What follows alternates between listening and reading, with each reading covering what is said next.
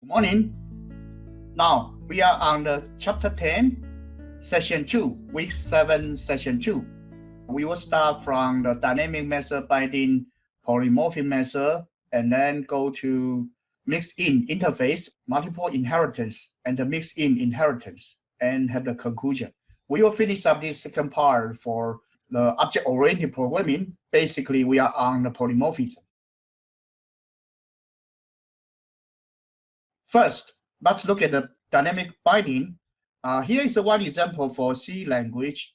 And as you can see on the right-hand side, we have a main method, actually main function. And in this main function, we create a flu object.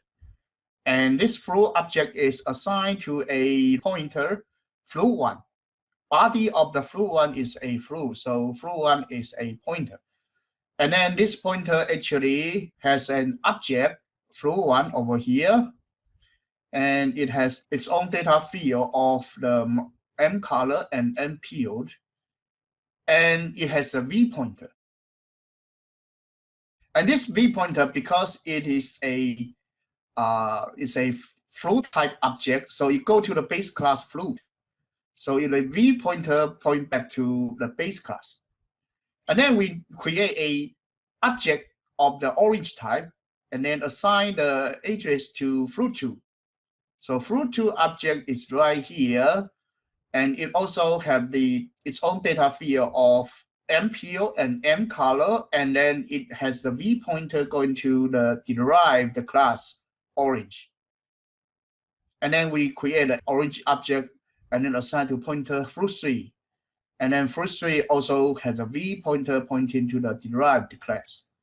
So this V pointer is pointing to the class that create the object. But the pointer actually is of fruit type. These three are all fruit type.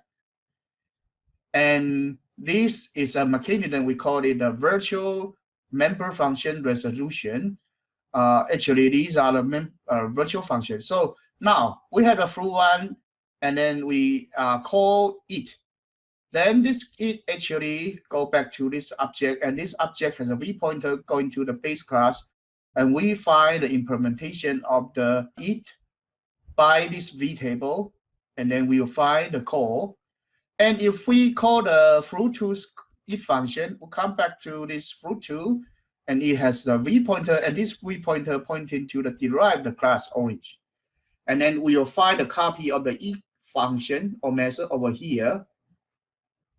So this flu1 and flu2 actually find different copy or different body of the function, and then they call that the different function. And we call this as the polymorphic method, or we can call it as dynamic binding of the method. But this dynamic binding is realized by the virtual table and the virtual pointer. And it is different from the Java's way of doing polymorphism. But this is the original way of doing dynamic binding, and we call it virtual method. But in the same environment, if we have the flu1 calling the color, or flu2 calling the color, this color method actually it will go to the base class instead of the derived class.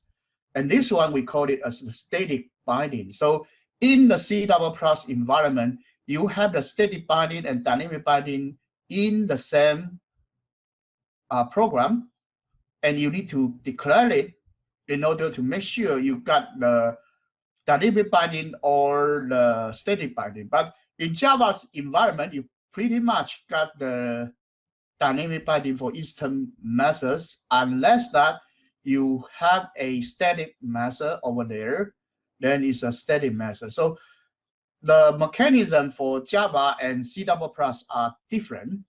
So that's something we need to remember. And then we delete these three objects at the end of the program. And let's move on to the next page.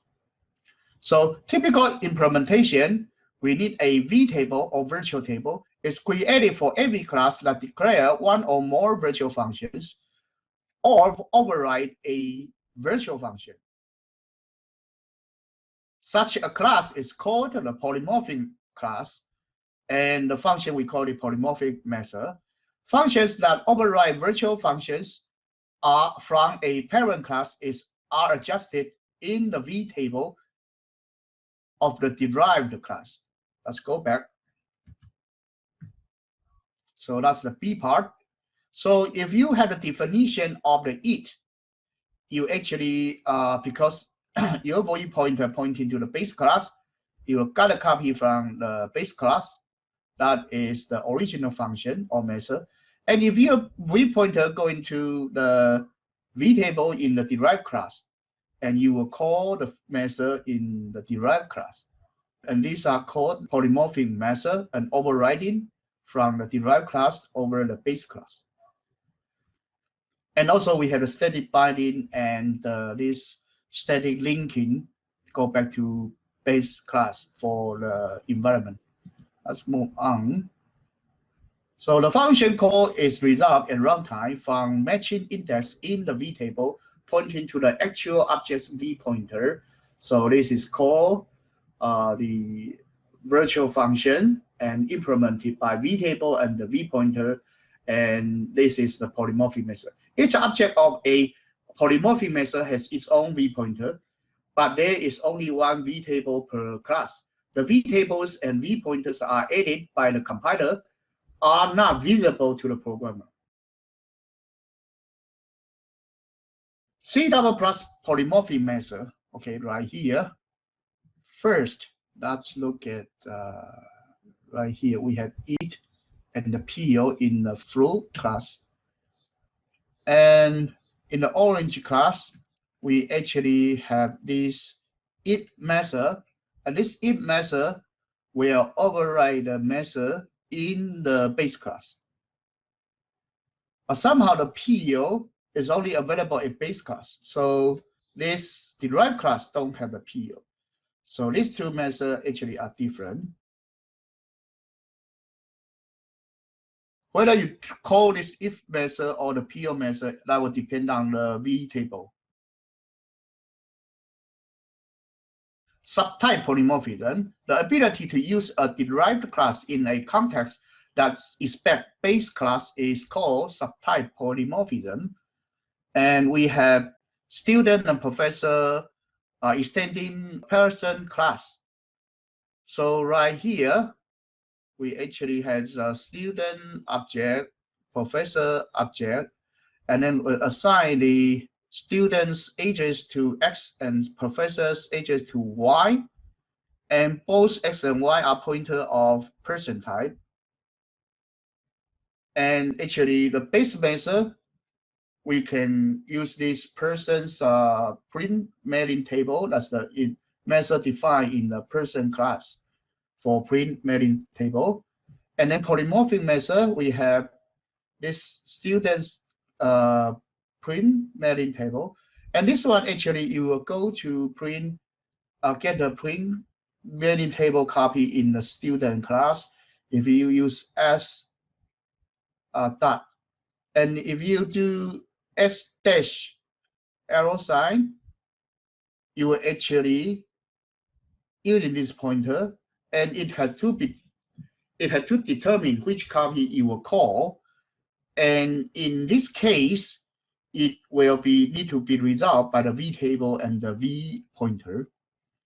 And in this polymorphic method, they will directly find the copy they have by the V table and the V pointer, because it actually S is of the student type, P is of professor type, and they have their own definition. And S is a object. It is not a pointer. So the object's data field or member method, you can directly find its copy by the V pointer. You can actually have the static or dynamic way of binding. And X and Y are object pointer of person type, which print mailing table to be run will have to be determined at the runtime. Now we call this as overriding of methods. And actually, they are determined by the V table and V function. But we will look at this later. Now, let's look at the semantic and the performance. So the principal argument against the static binding static method binding is a static approach denied the derived class control of the over the consistency of its state. Suppose, for example, that we are building an I/O library containing a text file. So text file right here, it's a class, and then we have seek, trying to get a certain location for runtime access. Now, suppose we have a derived class. This is a derived class from text. This text file class.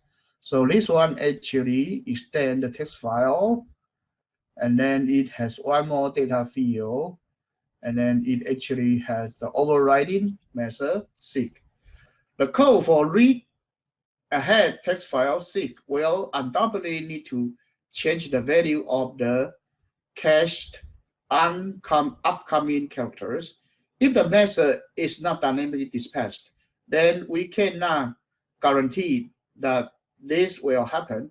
If we pass a read ahead text file reference to a subroutine that expects a text file reference as argument, and if the subroutine then calls seek, then we will get the version of seek in the base class. So basically, an object of the read ahead text file, you will actually get a copy from the base class if you are using the static method binding. And you actually have the redefinition, but actually it is static binding. You get to the actually you will get to this base class because your reference is of text file type. It's not read ahead text file. So in this case, it's similar to here. Since the pointers are of person type, so by static binding, these two will get what? Will get to the person's print mailing table, while your object of the student type or professor type, you try to get a member method from here, it will get its own copy because it is not a pointer of person type or reference of person type. But X, Y actually are of person type. So these are the difference between the static method binding and dynamic method binding. And the idea of static method binding and dynamic method binding in C++ language is different from what it is defined in Java language. So virtual and non-virtual methods. A virtual function or virtual method is an inheritable and overridable function or method for which dynamic patch is facilitated. So if you declare it as virtual, then dynamic dispatch will be enforced. Calls to virtual method are dispatched to the appropriate implementation at the runtime based on the class of the object rather than the type of reference. So actually in C++, the static binding depends on the type of reference.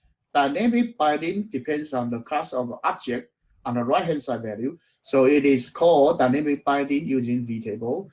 In C++ and C#, the keyword virtual prefix the subroutine declaration. So this one, by declaring this one will be a virtual method, and virtual method will find its dynamic binding. ADA95 has a class-wise type in ADA95. ADA95 programmer associate it with certain reference.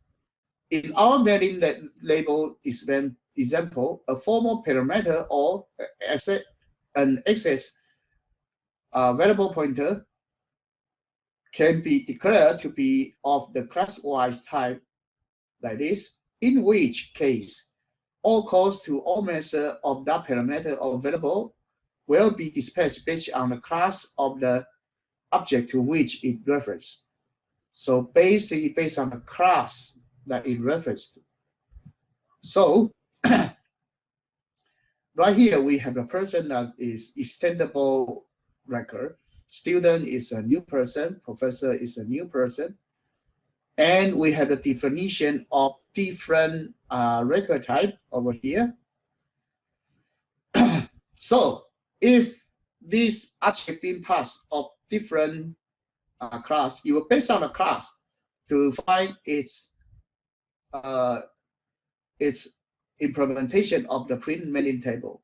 So ADA is by the parameter that you define different copy of the print mailing table. So this person's class is somewhat like generic programming, that you have the bounded the generic programming. So actually this is finding the subtype of person class and then find its own implementation of the print mailing table. So it is somewhat like dynamic binding, but it is of the generic programming type in ADA 95. This is called class-wise type in ADA 95. So the parameter of variable will be dispatched based on the class of object. Remember, the class of object, whether it's student or professor, not by the reference. So ADA is similar to, a little bit similar to the generic of the Java language. Now, let's move to the second topic, abstract classes. Abstract classes is usually used as the base class. So it's usually served as the base for concrete classes. So abstract class is some class that with a abstract method. Abstract method is easy. It is no definition, no body, no implementation. So it's certain function that need to be implemented. Now we call it abstract method. The notion in C++ is somewhat less intuitive. One follow the subroutine declaration with a assignment to 0. So you have a virtual method. That means that it will have a dynamic binding, but you set it to 0 means you have no body, no implementation. So this will become an abstract class. You didn't use the C++ language doesn't use the abstract keyword. Instead, it used the =0 sign to denote that this is actually a abstract method, and it is using dynamic binding if you see this virtual. So abstract class have no instantiation, serve as a base for concrete classes. Regardless of the declaration syntax, a class is said to be abstract if it has at least one abstract method. So if a class has one method that is not implemented, then we call it abstract class, and it needs to be implemented somehow in the subclasses. It is not possible to declare an object of abstract class because it would be missing at least one member.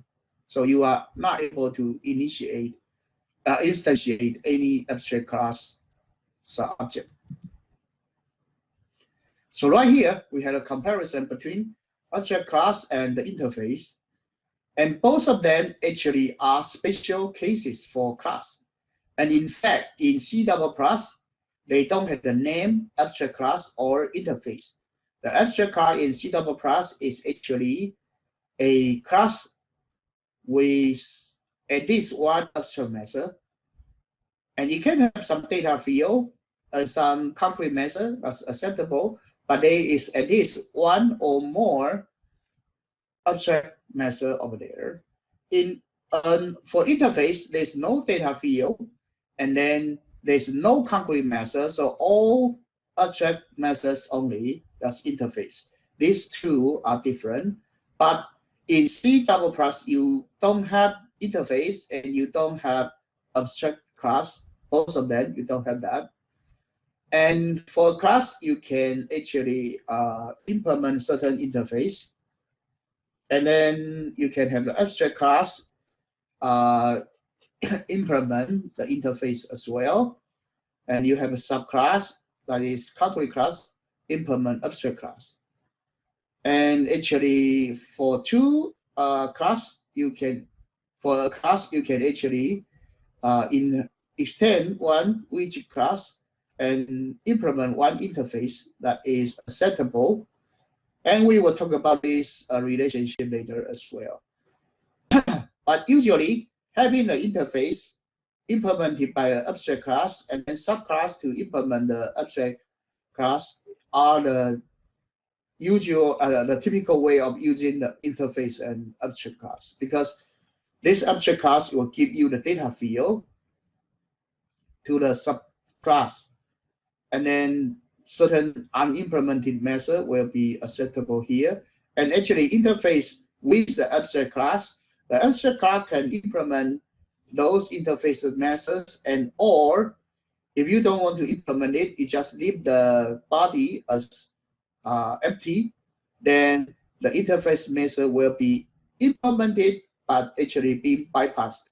So abstract class has the feature of actually selecting the method that you want the subclass to actually implement it.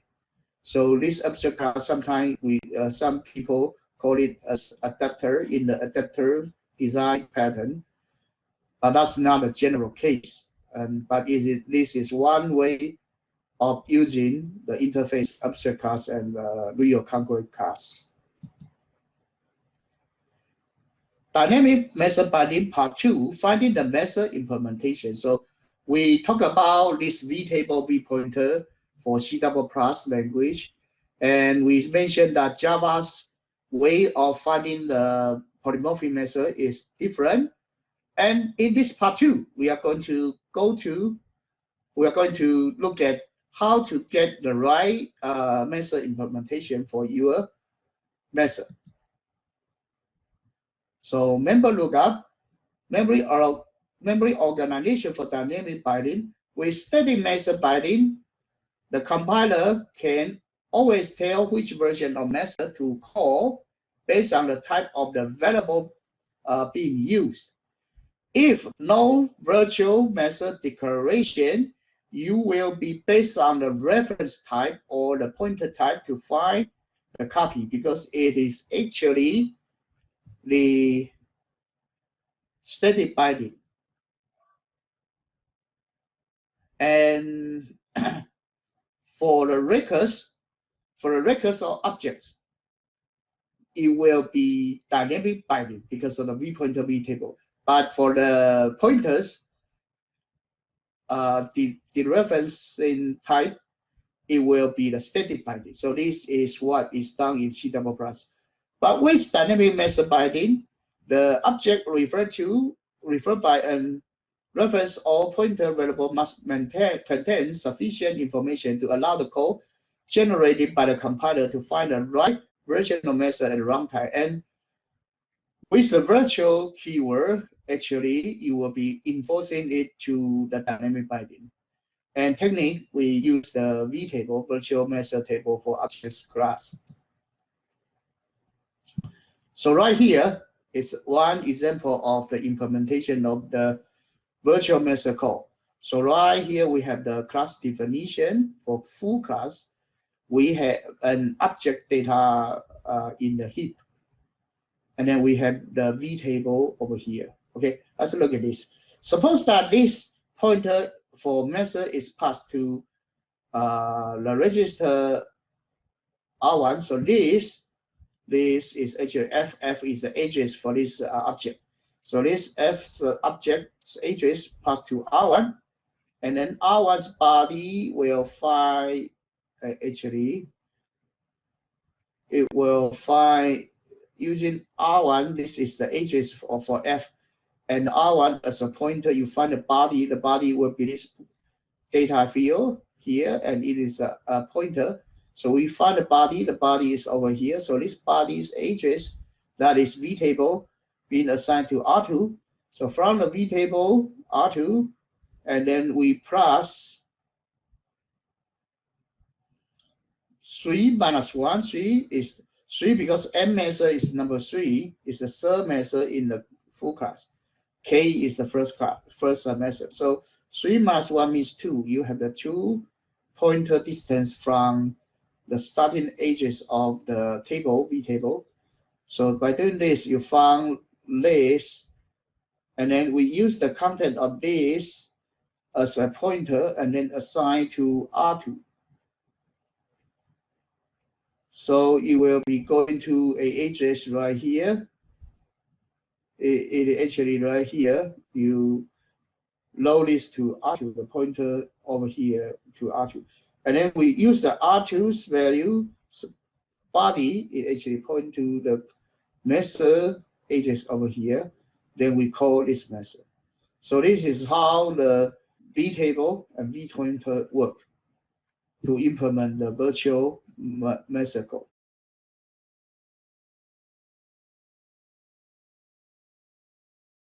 Implementation of single inheritance. If bar is derived from full, we press its additional field at the end of the record. So basically, we have this bar class, and it has one more data field, W, so we add it to the end. We have one override method and 2 extra methods. Remember, in full method, we have KL, MN, and now here we have 2 more methods. We add them to the end of the V table.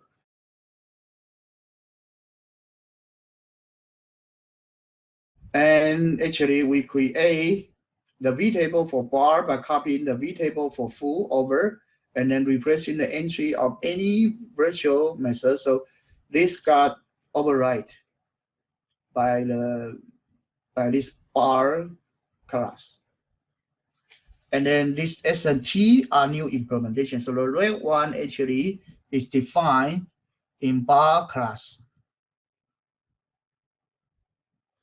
If we have an object of class bar, we can assign its edges to the variable type full pointer type. So it actually is using a full class pointer to bar object. Dynamic binding for downward assignment and upward assignment. So right here we have the full class bar class, and then we create a object of F, that is full class object, B for bar class object, a pointer Q, and bar, and S is bar type.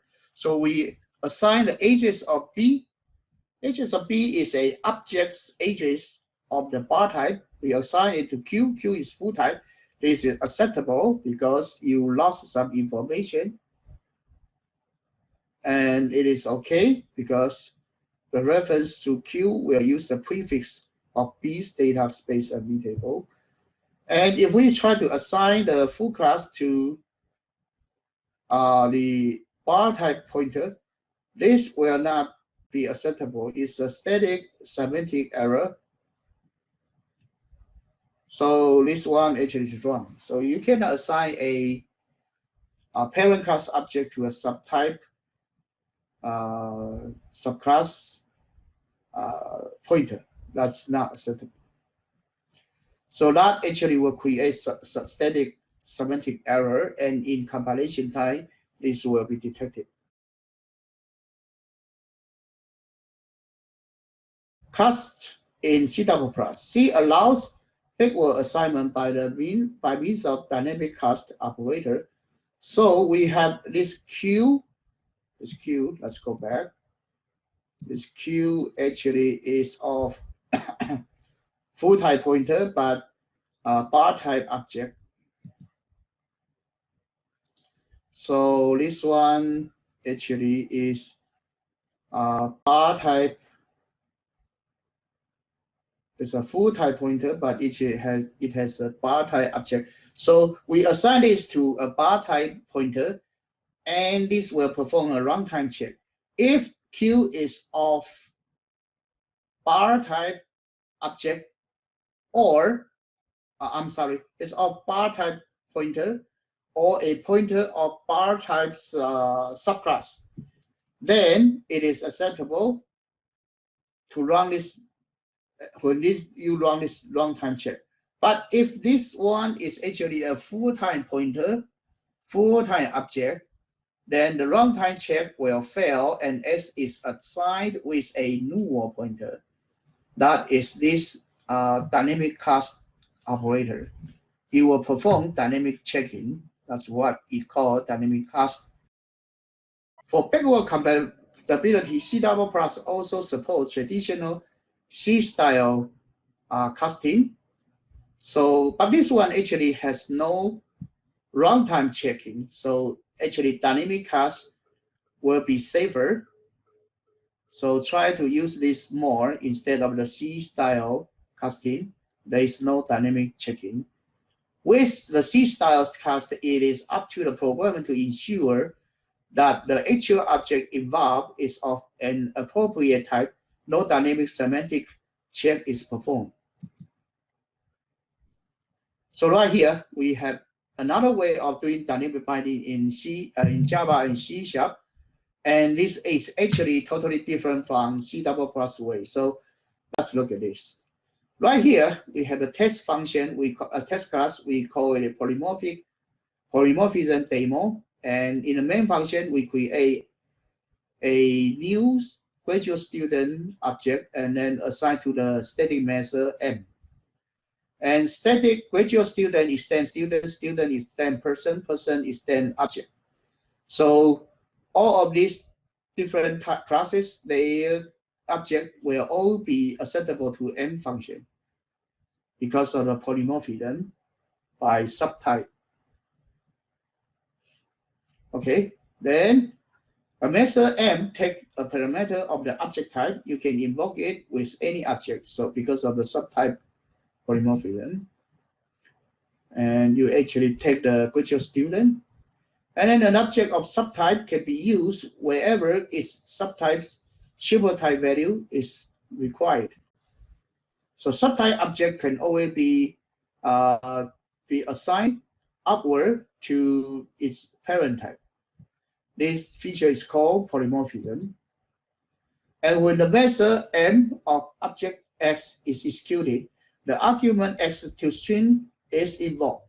We call this polymorphic method. But some method doesn't, but some class doesn't have a definition for that method. Then X will check the graduate student, and then check student, and then check person, and check object, one by one, to find the copy, the right copy closest to the object, and run it. Class graduate student, student, person, object have their own implementation of toString method, maybe or maybe not, and then you will find the closest copy. Which implementation is used will be determined dynamically by Java virtual machine at runtime. This capability is known as dynamic binding in Java. So that's the way that Java is doing for dynamic binding. Let's look at the next page. So the dynamic binding in Java and C# are the following. Dynamic binding works as follows. Suppose an object O is an instance of classes C1 to Cn, where C1 is a subclass of C2, C2 is a subclass for C3, and Cn-1 is a subclass of Cn. That is, Cn is the most general case class, and C1 is the most specific class. In Java, Cn is the object class. If O invokes a method P, the Java virtual machine searches the implementation for the method P in this chain and this order, and we call this as the dynamic chain. So basically, you find from the lowest class to find whether the method is implemented or not, and then searching backwards.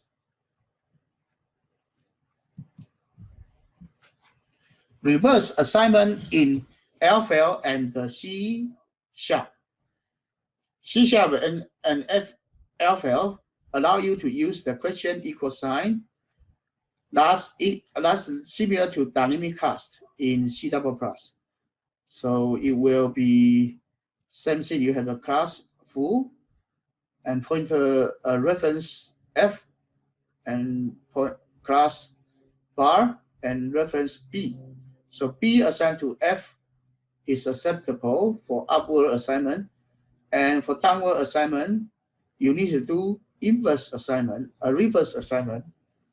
And when you have this reverse assignment of the upper class object to the lower class reference,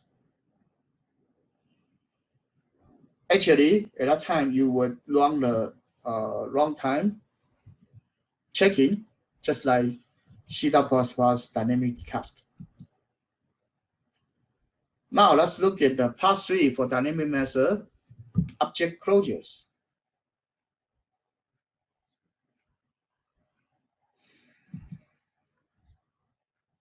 First, let's review what is object closures. We already talked about this in 3.6.3. And over there, we are talking about polymorphic measure.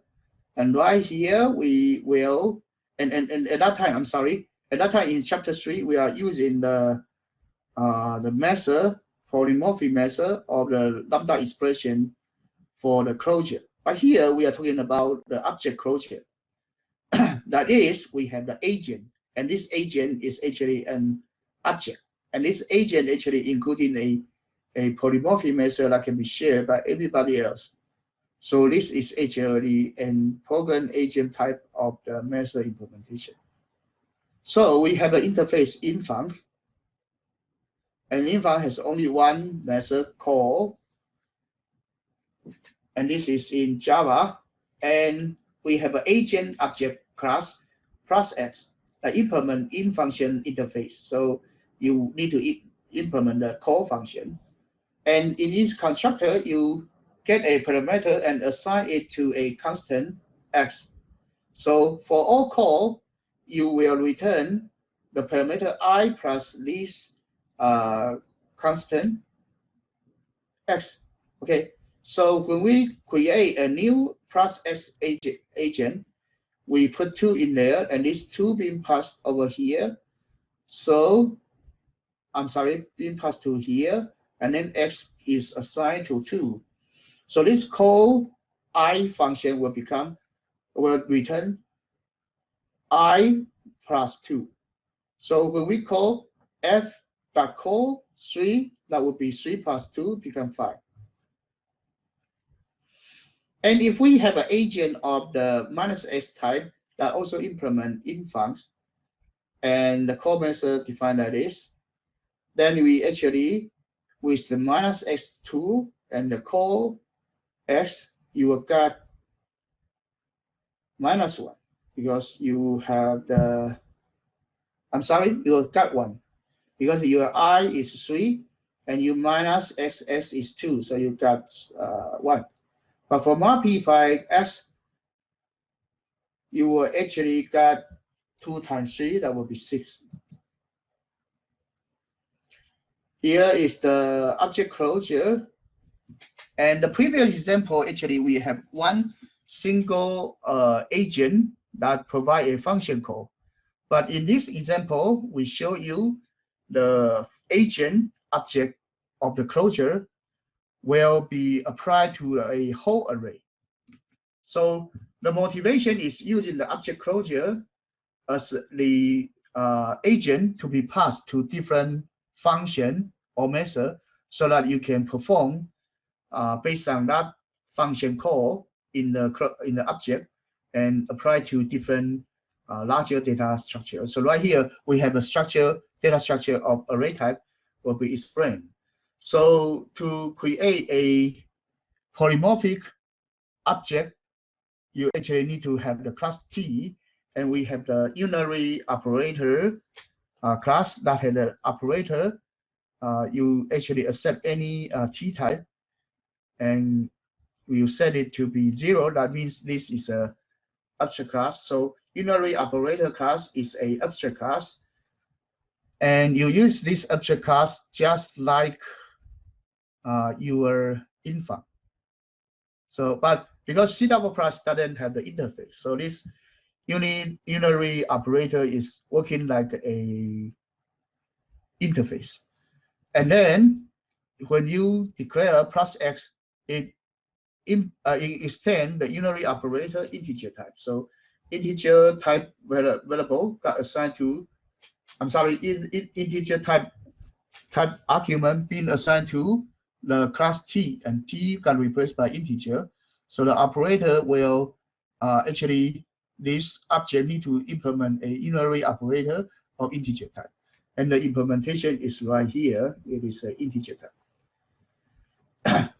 Then it has this plus x as well. So you pass a parameter Chou into this n, and n will assign to the constant x, and x will be added to the operator function, returning I plus 2, similar to the previous example. And the only difference is right here, we have this method that will apply this agent to the whole array of the A size. So we declare a array of 10 elements right here, and then we apply this call function object as a closure, and then that will apply to 10 elements. So we pass these two parameters to n setting x actually will be sum to I when you call the operator, and then the second parameter pass the array to here. So actually you will be iterating for all I variable to finding the i's element in A array, and then executing the f function. This f function actually is the closure agent, and using that agent to run this. And that agent actually is a plus x type agent. That is the function call. We'll be calling this operator that will return the value of this A array element plus 2. Will be assigned to that array element. So each AI will be increased by 2, and the total size is 10. Encapsulating argument, a particular useful idiom for many applications, is to encapsulate a method and its arguments in an object closure for later execution. Suppose, for example, that we are writing a discrete event simulation as described in section 9.5.4. We might like general mechanism that allow us to schedule a call to an arbitrary subroutine with an arbitrary set of parameters to occur at some future point in time.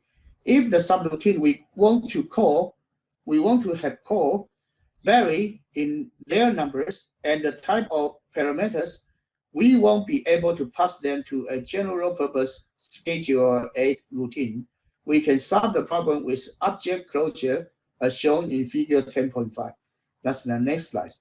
And okay, reading this doesn't make too much sense. And what we will show is in here we show plus x as a agent of function. You actually call this function by applying the call to a certain number. So that actually only give you the result for 3 plus 2, and the function is increased by 2. So actually this f function call is actually a agent of increased by 2, and minus x will be decreased by 2. You have the minus x of parameter 2. So that's a single operation. Then we apply this agent to an array. And right here, we want to apply that agent with a certain schedule. So the example C double plus call is right here. We have the function call agent. The operator is actually a polymorphic, abstract method. So this function call class is actually similar to what? This is actually similar to the interface. And then we have two methods. These two methods is schedule at a method that is a connector function. You schedule a certain function call at a certain time. That is a connector function for connecting an object with the event. And then we have the full function implementation. That's the body function. So right here, we declare a call function agent that is a call full type. A call full type actually extend function call. So we pass 3 arguments in here, and these 3 arguments actually pass to a call through constructor and assigned to these 3 arguments. And then these 3 arguments will become the argument for the full function call. And then we schedule a call function object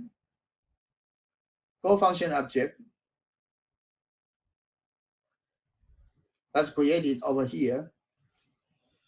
And then with now plus some delay, this is the time that you will kick off the running of the CF function.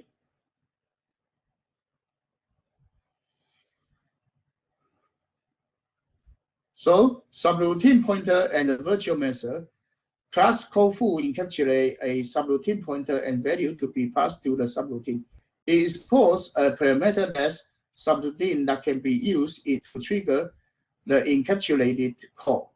So right here we have the interface type class over here, and we have 2 different data objects used to store parameter and prepare method for the others to call. And then we can create 2 different objects.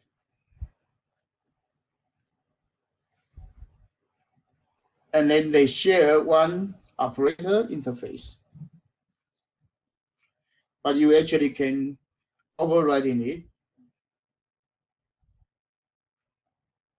And then this schedule at is a function to connect the function call object with a certain time.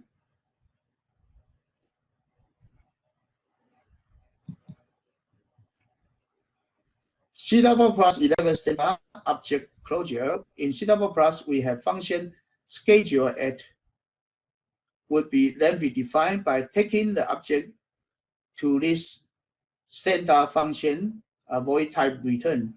That's a function object encapsulate a function to be called with 0 argument as its first parameter. The object CF, which 10.5 passes in the first parameter position, would be declared as this. So this CF become a function object, and then this function object binding with the full class function, excuse me, and then with such a parameter. So basically, your 10.5 can be rewritten by this, and this function in std namespace actually is a function of returning void type function object. And then we can put this object to here with certain execution time. But right here, this std function with some type, function type, is a way to bind your class with some parameter to create a function assigning to the function object. This is the standard way of object closure encapsulation.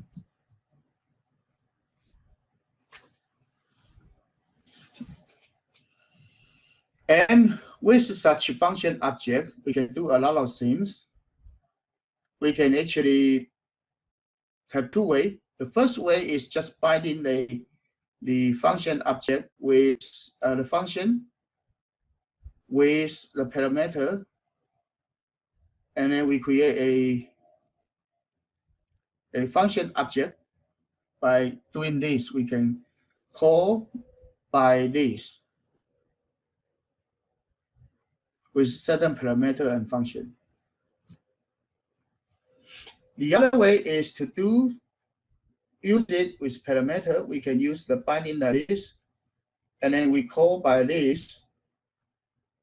If we put in the parameter declaration inside there, both of the number 1 way and number 2 way for using the functional object actually are all acceptable. And on the left-hand side, we have a function of x and y, and we combine that function to a vector. And these vectors are different tasks. And these tasks are pushed in several functions. So for each task vector, every time you fetch out a functional object and apply that functional object to a certain data set. And this is how we perform the function in the array type or for each loop type. And you can also do this by picking the task from the task pool and then run it with the function foo. And we have one function object lab, and you can look at you can download look at the video and download a sample code of the test function zip1 and test function zip2. I don't want to go into detail right now, so you need to study for yourself with the video and some assignments.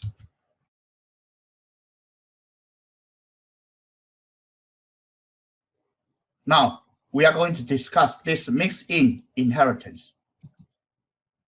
Before we go into the mixed-in inheritance, let's look at these different inheritance. First, let's look at single inheritance. For example, we have this green class that extends the blue class. And this green class has some more features. And these features originally are in different class. But because of single inheritance, we cannot have this green class to inherit more than one class. So we can include the data field and member methods into the green class. Or we inherit one class content, and then we have another green class to inherit this second class, and then add this brown feature into there. So single inheritance still be able to complete what we can do with the multiple inheritance that we inherit a several class by more complicated structure. And that actually take more time. But we can actually have the mixed-in inheritance that makes things more easier, that we collect all the data field into one class, one superclass, and the rest of them only with the methods. And we call this mixed-in inheritance. And this mixed-in inheritance actually has some better feature compared to multiple inheritance, because multiple inheritance, there might be conflict between some method name or variable names because they may have been using the same name over and over again, and they need to have some way to handle the conflict. But mixed-in inheritance actually have more flexibility, but actually you don't need to care about those conflicts. And single inheritance actually is more difficult to use because it is hard to include the feature of different classes or superclasses. Mixed-in inheritance. Classes can inherit from only one real parent, can mix in any number of interfaces, simulating multiple inheritance. Interfaces appear in Java, C#, Go, Ruby, Scala, Objective-C, Swift, Ada 2005, and etc. So actually, it is the mainstream for object-oriented programming in modern day. It contains abstract methods, no method body of or field, have become dominant approach, supersede the true multiple inheritance. Right here, let me describe the motivation of interfaces. To capture the requirement of windowing system, a language with mixed-in inheritance allows the programmer to define the interface that the class must provide in order for the object to be used in certain contexts. So basically, we want to have some function. Actually, those functions will support these different widgets. And for widgets, the reporting system defines a sortable object interface. The Windows system might define a graphical object interface. The file system might define a storable object interface, and these different objects will be used for different widgets. Some of them, or the combination of them, or just one of them. But we don't know. Then, if we don't have the multiple inheritance, then we are not able to include a function very efficiently. But if we have the multiple inheritance, sometimes they share some variable, and then it is more difficult to trace whether there is a conflict or not. So having the interfaces to help you to deal with the function actually is a good way to handle it. No actual functionality will be provided by any of the interfaces. The designer of widget class will need to provide appropriate implementation. An interface is a class containing only abstract methods, so it is a class, a special class. Which implement the same interface can perform the same method of different implementation in the same way. So you can make the polymorphic method call, and you have different implementations. For example, like toString. Every object can perform a toString function, but they actually have different definition. And with the toString, actually it can be used for those systems that are the print function when you need to convert it to string.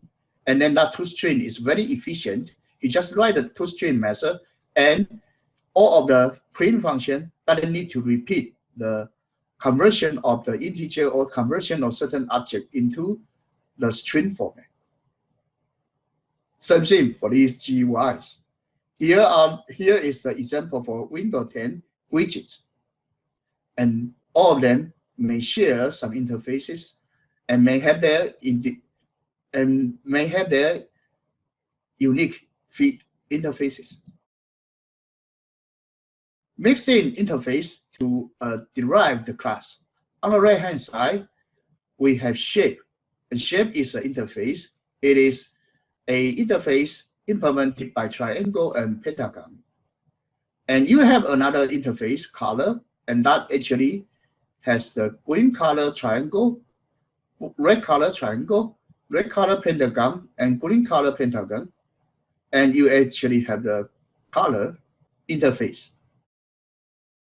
And interface and class, a class will extend another class, and a class can implement the interface. An interface actually is used in this adapter design pattern. It's quite often that you use that. So you have some certain function that you define in interface, but you have an adapter class, and you can give up the request function. Instead, you have adapter to define in this class. And then you actually will use the different method that allow the client to implement a special request instead of running the request. And request can be bypassed or redefined within the request in the adapter. Implementation of interfaces. In a language like Ruby, Objective-C Swift, which uses dynamic method lookup, the methods of an interface can be added to the method dictionary of any class that implements the interface. In any context that requires the interface type, the usual lookup mechanism will find proper methods in a language with full static typing, in which pointers to methods are expected to be at known v tables offset. New machinery is required. The challenge boils down to the need for multiple views of an object. So right here, I'll show you the figure 10.6, the UML class diagram. So actually, we have the browser window that actually implement the graphable object interface, and dictionary implement the storable object interface, and sortable list, we actually implement the sortable object interface. And at the same time, we have the widget, and then name widget actually extend widget, and it actually add the sortable object feature. And then augmented widget extend the name widget and also and storageable object interface. So an interface can be shared by object class of different type. Augmented widget and the dictionary are quite different, but as long as they are storable, they can all implement the same interface. But sometimes the class is more rigid. It is hard for you to implement two classes for different unrelated classes. But interface, it just contains the option method, so it is more flexible. So interface classes in Java, by implementing the sortable object interface name widget and the graphable object and sortable object interface in augmented widget, we obtain the ability to pass the objects of those classes to and from such routines as these. So basically, the augmented widget, it actually comes with the storable object and graphical object and the sortable object. That's movement. Because name widget has a sortable object interface and also extend the widget, and this augmented widget extend name widget and these two interface. So actually, this augmented widget include 1, 2, 3 interface and 1, 2 classes. So it actually extends 3 interface, 2 classes. And we obtain the ability to pass object of those classes to and from such routine as sorted list.insert, browser window.add to windows, and dictionary.insert. So this is a widget class, and we have the interface, and another interface, 3 interface. And then we have the name widget, actually that is extending the sortable object. And we have the augmented widget that actually implement the graphical object and the sorted storable object. And by doing this, we extend or expand the features or functions of a certain class. And as you can see, we modularize the different function set into certain interfaces. And one of the different classes actually can implement several functional modules and make the widget more useful. We have dictionary.insert expect a storable object view of its parameter, a way to find parameters get stored name method. So we try to use the dictionary.insert, and the insert method is actually, let me look at it. It's actually right here we have an insert, and inside the insert actually we have this storable lookup.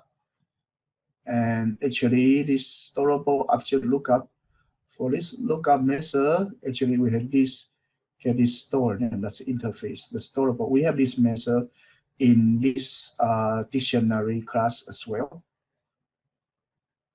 We have in this augment widget, we have this get store name right here. Okay, however, implemented in augment widget, and it's an augment widget view of this parameter, a way to find the objects field and other methods.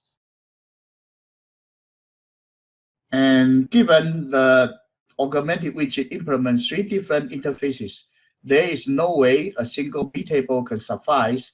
Its first entry can be the first method of sortable object, graphable object, and storable object simultaneously. So let's look at the memory chart. Now this 3 page down right here. So we have the augmented widget, and we would like to implement 3 interface. So first we had a widget view, that is from in this here, and you have a V table for the widget view. So actually right here we had the augmented widget part in this V table. So actually this widget view is the data fields. And then in addition to that, we actually implement all of the methods that's add up by widget, name widget, and the augmented widget. All put those methods over here, but we have 3 more interface. So the data field is in here, and the methods are in here for the widget. But after that, we have the sortable object view. We put it here, so there is an offset from the widget and with A up to this sortable widget view. And then we have the graphable object view from the starting of the widget up to here. So B is the offset for the graphable object view. And then C is the offset for the storable object view. And now, let's move back to the previous page.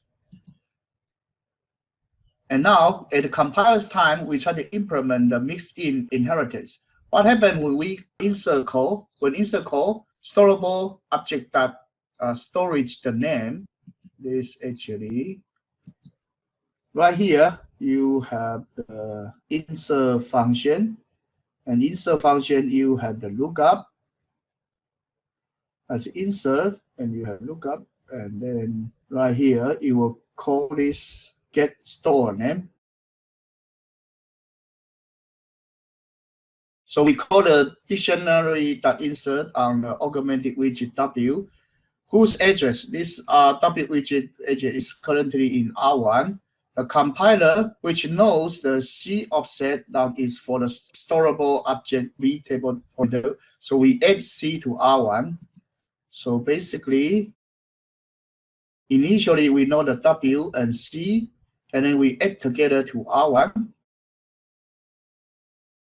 And this R1 is used to this location, and it's a pointer pointing to this offset of the V table for the R2, and R2 actually is the storable object views V table location for all the methods for the storable object view. So initially we load up R1. R1 is W plus C, and we use that as a pointer to R2. And then R2, we call it this correction. So actually, R1 is here, and we use that as a pointer. We find this correction. So this correction actually means the correction from V table's starting point to here for storable object views function location. And then we use that as a pointer to calculate for the R3, and R3 plus R1. R1 is the offset value. What does this mean actually? R1 is to be from here to here, but right now we add up R2 location with the R2's body that is going to heap with the R1 offset, and we use the R2 value as a pointer and pointing to heap, and with the R1 offset, so we actually find in the heap, we find the offset for the object, and then in there actually that is this V table begin with this correction offset is used to regenerate pointer to the object itself. So actually that is this number to regenerate the object itself. And that is the address of W in the heap. And then we use R2 plus 4's location to call, and actually this one will call the get store name. And so assume that this correction occupies the first 4 bytes of the V table. This correction actually is the R2 pointer, indirect addressing. So there is a pointer, and then the address of the get store name is after it in the table's first regular slot. And we assume that this should be passed to R3 and that there is no other arguments. So let's go to the next page. So this offset is used to calculate the object, and then the first method you call actually is using the R2 plus 4's location, as the R2 is the starting of this record, plus 4 is the very first method. You use that to call a method, and this method is the get store name. So this memory addressing is very complicated.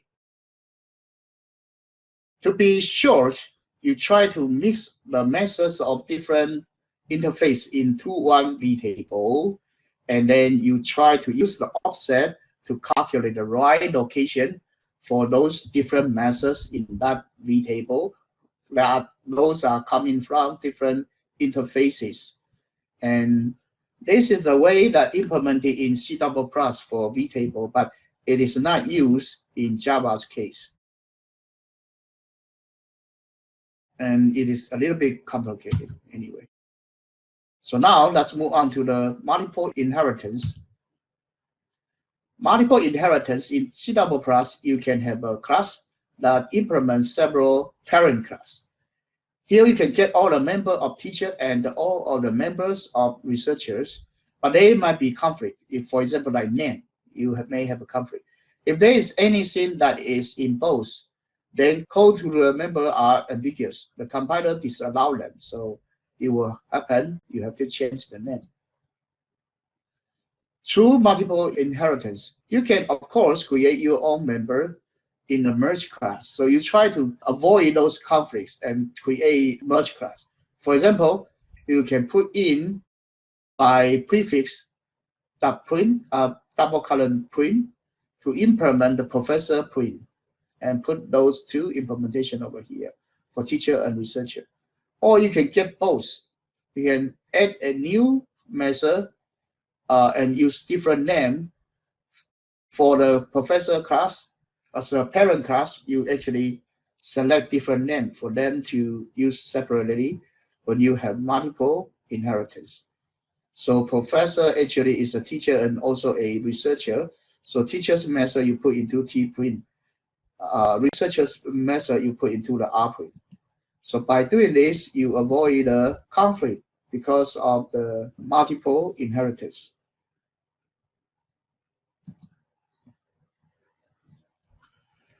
And one way is you call both of them sequentially and allow that to happen. And another one is actually you put into different names.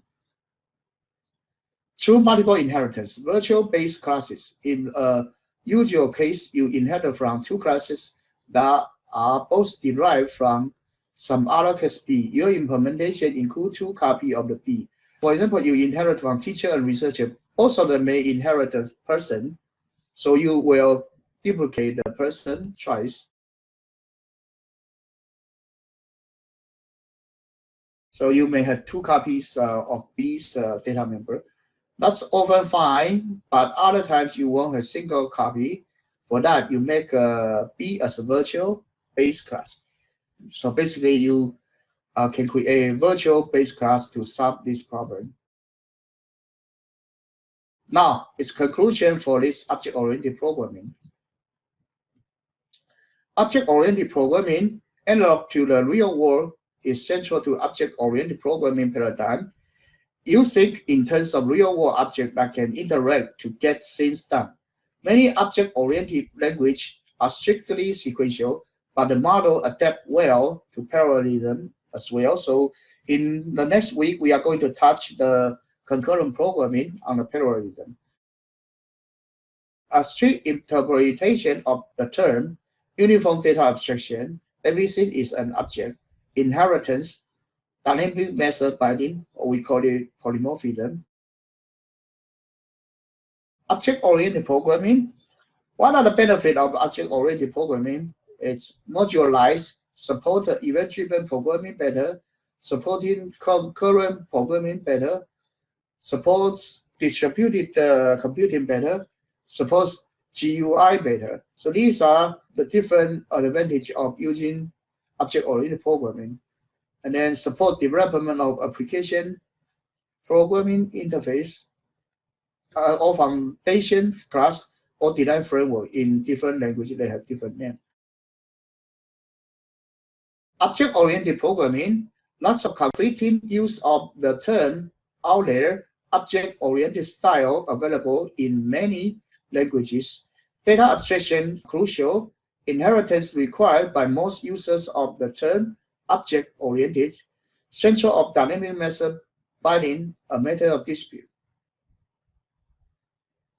So because there are several styles of the object-oriented programming, but if you learn some of the language like Java or C++, usually you will learn one set of object-oriented programming.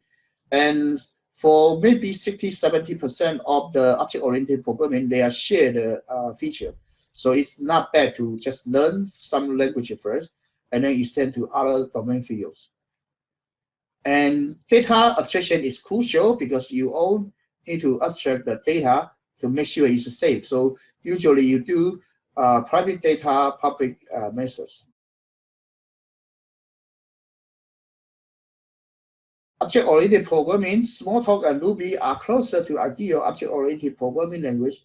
Smalltalk is historically the canonical object-oriented programming language. It has all three characteristics listed above.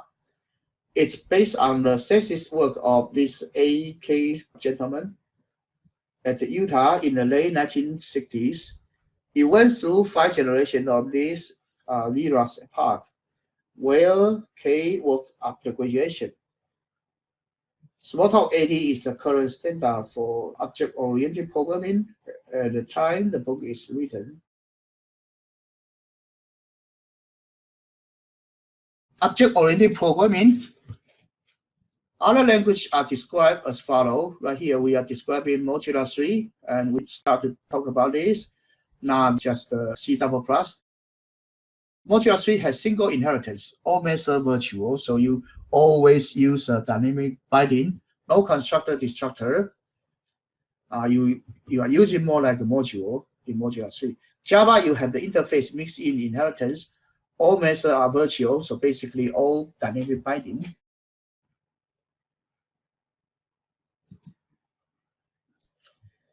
ADA95, you have the take-it type that is extendable, single inheritance, no constructor destructor, class-wise parameter. Actually, it's a method static by default, can define a parameter or pointer that grabs the object-specific version of all methods. Base class doesn't have to decide what will be virtual. Notion of child package as an alternative to friends. For C++, uses all the right buzzwords, have inheritance and generics. Allow creation of user-defined classes that looks just like built-in one, have all the low-level C stuff to escape the paradigm, have friends, have static type checking. So actually, C++ is quite detailed in terms of object-oriented programming.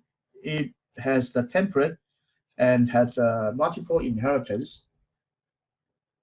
And it doesn't have the interface and abstract class, but you actually, theoretically, you can build your own class to be either an interface or an abstract class. JavaScript is object-oriented. The answer is yes, but JavaScript is functional, dynamic, interpreted, but not out-of-the-box object-oriented programming package. And it has the object after the HTML had the change. So something like HTML4 or 3, they use the input form or output form, those kind of form. Actually, a lot of times, the JavaScript still not very object-oriented programming until that people give up the older way of accessing the data field in the form. We start to have the HTML DOM, documentation, object model. So the key features of object-oriented programming, including encapsulation and inheritance and polymorphism. And all of these are supported by JavaScript. The main difference between Java classical object-oriented programming language, Java, C#, and .NET, and the JavaScript is that the object-oriented programming features are not provided out of the box by the language. So JavaScript itself doesn't give you the feature, but it is done by several different application frameworks. Object-oriented programming. Other programming paradigm will not be covered in this 8-week course, so this is the only programming paradigm we covered. In the same category of question, is Prolog a logic language? Is Common Lisp a functional language? We won't answer these problems. However, to be more precisely, Smalltalk is really pretty pure object-oriented. Prolog is primarily logic-based. Common Lisp is largely functional. C++ can be used in an object-oriented style. And this concludes our talk today. And thank you for participating in this session. And I believe today I try very hard to explain this, and this is actually in our textbook, but I believe it is very confusing. I try my best, and let me know if you still not able to figure this out. Thank you. Bye.